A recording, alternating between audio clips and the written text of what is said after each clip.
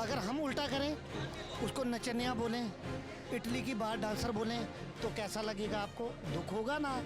14 से जूते खाते आ रहे हो ना, ऐसे ही जूते खाते रहोगे, पब्लिक आपको लात मारती रहेगी। जब वो मोहम्मद क्या नाम था उसका जो रिजवान जब बोला है, ये प्रॉपर मंच पे थे और ये सुन रहे थे कि वो क्या बोल रहे हैं, ये इन्होंने उनको टोका।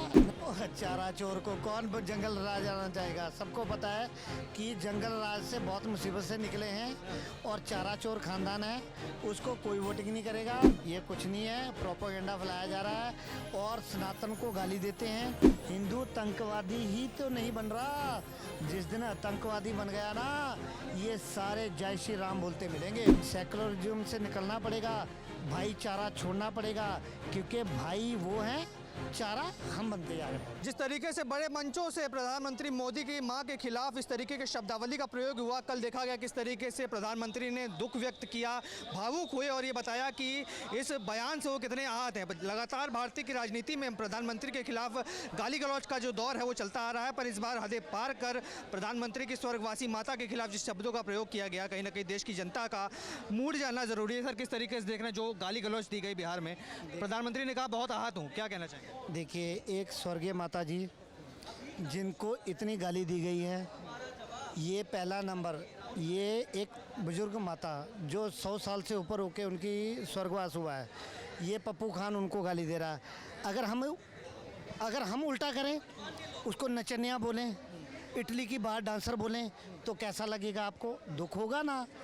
इसीलिए भैया अपनी मर्यादा रखिए, अपनी जुबान को लगाम दीजिए, नहीं तो जैसे आप 14 से जूते खाते आ रहे हो ना, ऐसे ही जूते खाते रहोगे, पब्लिक आपको लात मारती रहेगी। पर उन्होंने कहा कि मैं मंच पर नहीं था, मैं चला गया था, उसके बाद इस तरीके के शब्दों का प्रयोग हुआ, उसके लिए निंदा पेश कर रहे, पर वो कह रहे हमारे बीच नहीं हुई। बिल्कुल नहीं है, बिल्कुल मंच पे थे वो। जब वो मोहम्मद क्या नाम था उसका जो रिजवान जब बोला है, ये प्रॉपर मंच पे थे और ये सुन रहे थे कि वो क्या बोल रहे हैं, ये इन्होंने उनको टोका नहीं टोका। कभी ये क्या नारा तुमने शुरू कर दिया, वोट चोर गद्दी छोड़, ये क्या नारा है? यही नारा अगर हम कहें जो नेशनल हेराल्ड केस में जो तुम जमानत पे हो, तुम देश छोड़ो, और तुम लोगों ने क्या क्या है? आपकी माता जी जो राजमाता है चमचों की, 1983 में आई इंडिया में, तो 80 में उनका वोट बन गया था। कैसे बना वो वोट? क्या शादी होने से पहले वो वोटिंग डालती रही यहाँ पे? ये इन्होंने इतना बड़ा स्कैम चला रखा था, धीरे धीरे इनकी परतें खुल रही हैं।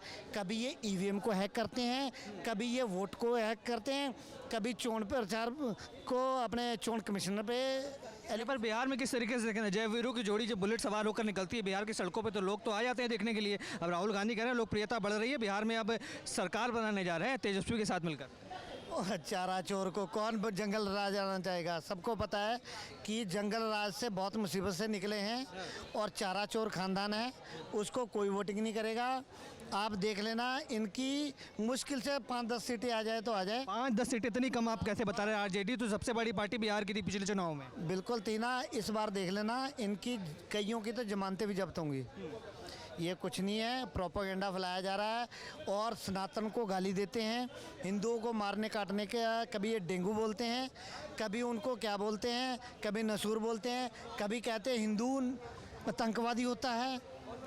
हमारी जो देश की हिंदुओं में कमी है, हिंदू आतंकवादी ही तो नहीं बन रहा, जिस दिन आतंकवादी बन गया ना, ये सारे जय श्री राम बोलते मिलेंगे।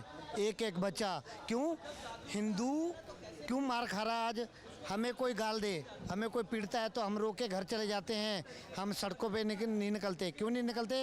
अरे यार हमें क्या लेना, हमारा तो काम चल रहा है। और दूसरी बात, इन्होंने अभी एक अपनी उदयपुर फाइल्स निकाली है, मूवी बनाई है, वो उसका, अरे वो सच को देखने नहीं आ रहे हिंदू। तुम क्या जंग लड़ोगे? तुम कहाँ आओगे? तुम उनकी एक सच्चाई को देखने नहीं जा रहे हो।